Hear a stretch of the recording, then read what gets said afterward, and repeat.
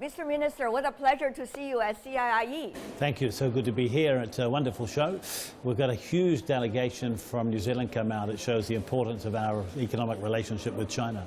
I'm sure you're very busy these days. You have to go from counter to counter in order to be with your colleagues. Yeah, we're getting around everywhere. We'll do about 15 kilometers of walking to see them all, which means I won't have to go to the gym anymore. No, not for these days. Having said that, though, China has already exercised the zero tariff or lower tariffs of many of the New Zealand products into this country.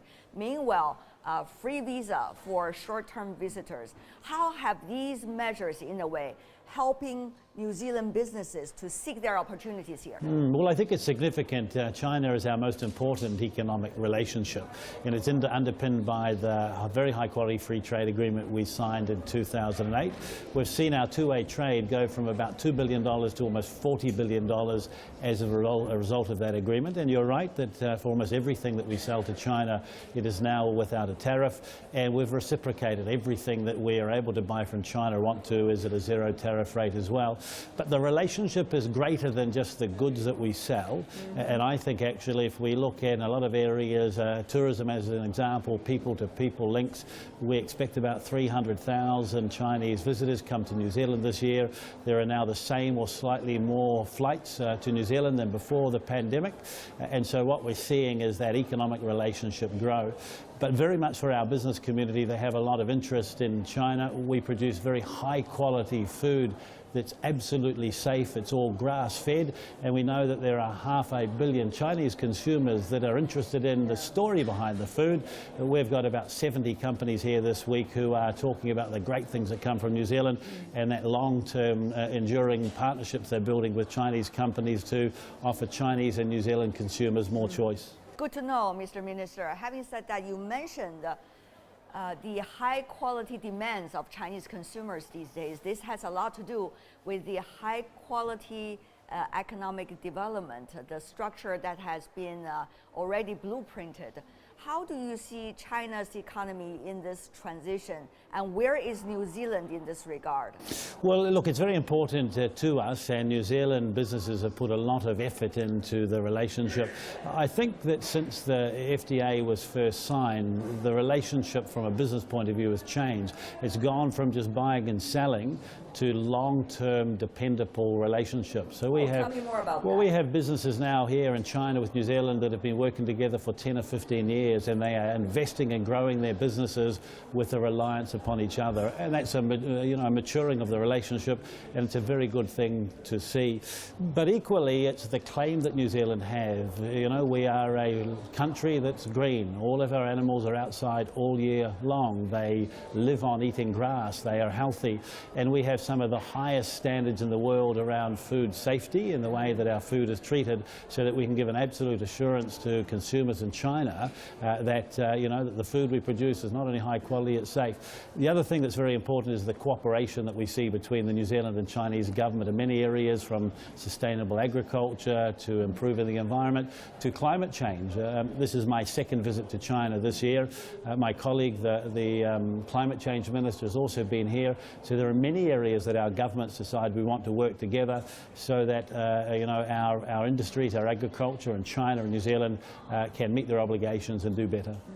You are in charge not only of trade, but also agriculture, forestry, fishing, hunting, and the list goes on.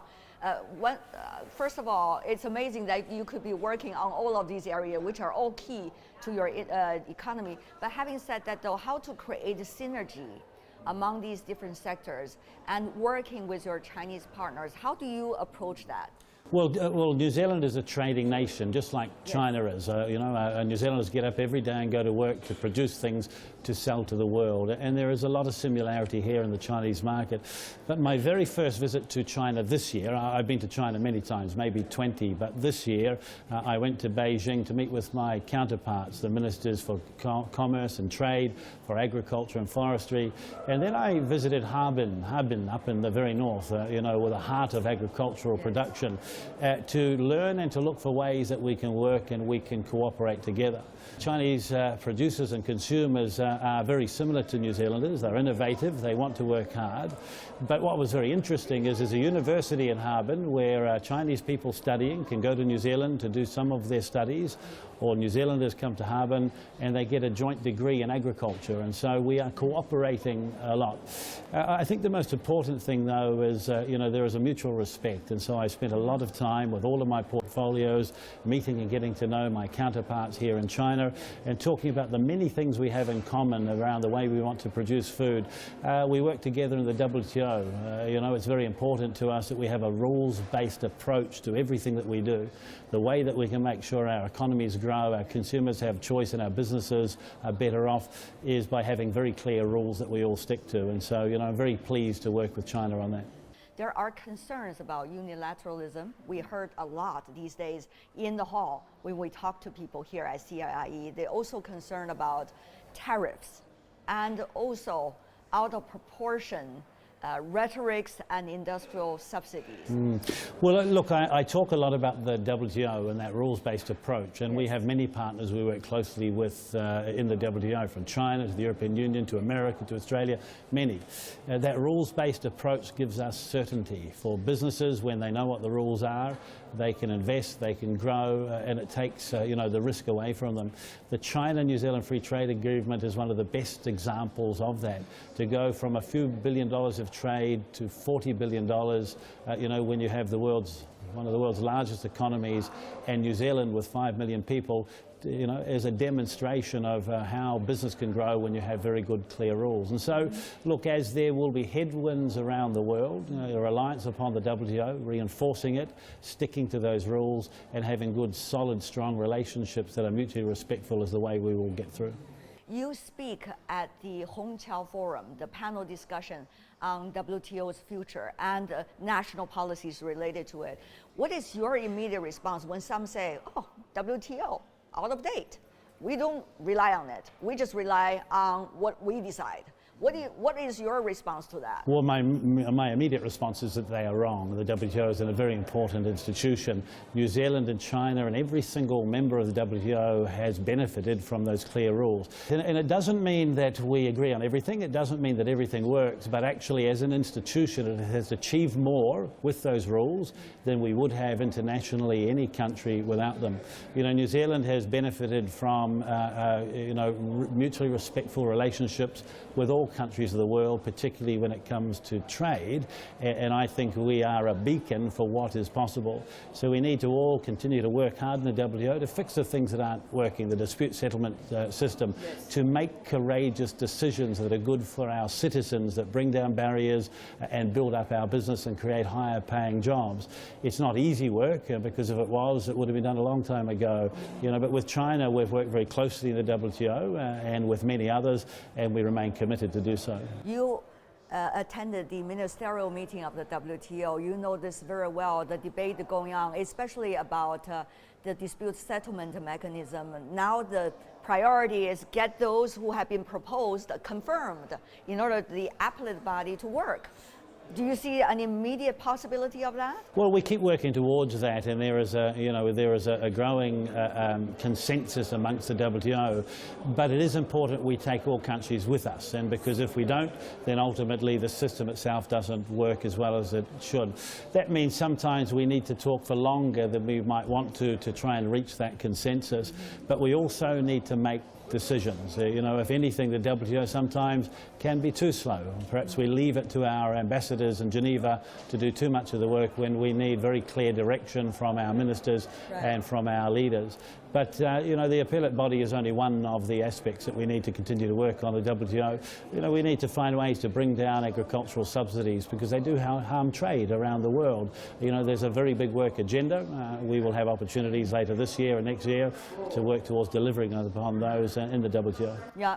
Having said that, though, Mr. Minister, you work also with the Chinese colleagues on bilateral agreement, as you said, the free trade agreement, and also China and New Zealand are certainly partners with RCEP in the region. Meanwhile, New Zealand is an active participant of CPTPP. As you know, China is also working on joining this mechanism. We don't know what the timeline will be, but how do you see this cooperation bilaterally in this multilateral mechanism? Well, look, all of those arrangements, RCEP and the WTO and ASEAN and APEC are very important bodies. It brings countries together to be able to have the discussions, the debates that we need to about how we can, grow economies and move the world's economy forward. But underpinned with that is a bilateral relationship, and they're very important. When I go to those meetings, I have many more bilateral meetings than I would with others, and often with my Chinese counterparts. And so, we need to keep doing that. Throughout the Asia-Pacific, a rules-based approach that we can rely upon, where we bring those barriers down, is good for all of us. Upcoming APEC Economic Leaders Meeting, well, at the same time on the sideline, APEC CEO Summit. I know you frequent there almost every year. So tell us more about what's your expectation? Well, the business component of APEC is very, very interesting. It allows us to talk directly to businesses from the world, large and small, and have a better understanding of what they need us as decision makers to be considering and doing. After all, bringing down those barriers and making it easier for people to do business and trade with each other, grows economies. Right. The China-New Zealand Free Trade Agreement is a clear demonstration of that. And I mentioned earlier, 70 New Zealand businesses have come to the CIIE to further those relationships and rely upon them, something that some years ago we wouldn't have dreamed was possible. And so, the bilateral relationship is just as important as the multilateral one. In fact, if anything, it underpins it. Now, there are issues of misunderstanding. There's also sometimes we see in the public sphere purposeful rhetorics to confuse the public about countries, relations, and also the future. As the minister yourself in charge of such a pillar of your industry and economy, how do you proceed and clarify for your public? Well, I think it's about being very clear of mind and thought and having your priorities that are set clearly there, firstly. Secondly, open and clear dialogue. The New Zealand example is one where we engage directly with countries about the issues that are important for us, and we do so respectfully. As we look to parts of the world where those relationships are not as strong as they need to be, we would always advocate for a clear rules-based approach, the support of the WTO, but more than that, directed dialogue to find solutions to challenges and barriers that can be put in place. After all, there are few examples of where barriers are put up, economies grow, and people are better off. And that's why New Zealand at the forefront of this in the WTO with China and America and the European Union, the UK, Australia, many countries will keep advocating for that multilateral system that benefits the citizens of all of our countries. Thank you so much. Great pleasure. Thank you so much. Thank you, sir.